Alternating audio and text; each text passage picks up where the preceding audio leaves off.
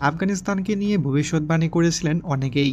সম্ভাব্য আফগানিস্তান শুধু ভালো করবে এটুকু আশা করাও নাকি কম হয়ে যায়। মাঠে নামার আগে সংবাদ সম্মেলনে আফগান অধিনায়ক বলেছিলেন, আমরা চ্যাম্পিয়ন হতেই এখানে এসেছি। কিন্তু বাস্তবতা যে পুরোই উল্টো। নিজেদের প্রথম ম্যাচে সেভাবে সামর্থ্যের প্রমাণে দিতে পারল না আফগানিস্তান। সাউথ আফ্রিকা টসে জিতে ব্যাটিং নিয়েই আফগানিস্তানকে ৩১৬ রানের বড় একটা টার্গেট ছুড়ে দেয়। সাউথ আফ্রিকার নতুন ব্যাটসম্যান রায়াল রিকেলটনের প্রথম ম্যাচেই সেঞ্চুরি। দ্বিতীয় সর্বোচ্চ দলীয় রান করেন টেম্পা বাভুমা, ৭৬ বলে করেন ৫৮।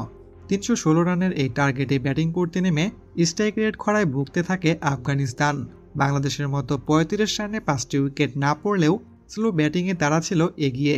ব্যাটসম্যানদের স্কোরটা ছিল এরকম: গুরবাজের ১৪ বলে ১০, ইব্রাহিম জারদানের ২৯ বলে ১৭, ক্যাপ্টেনের ডাক মোহাম্মদ নবীর ১৭ বলে মাত্র ৮ রান।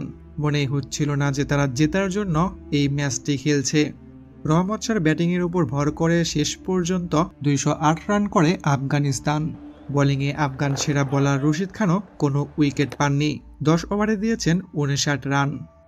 আফগানিস্তানের পরবর্তী ম্যাচ একটি ইংল্যান্ড এবং অপরটি অস্ট্রেলিয়ার বিপক্ষে। প্রিয় দর্শক, এ দুটি ম্যাচে আফগানিস্তানের জয়ের সম্ভাবনা আপনি কতটুকু দেখছেন জানাবেন কমেন্ট করে।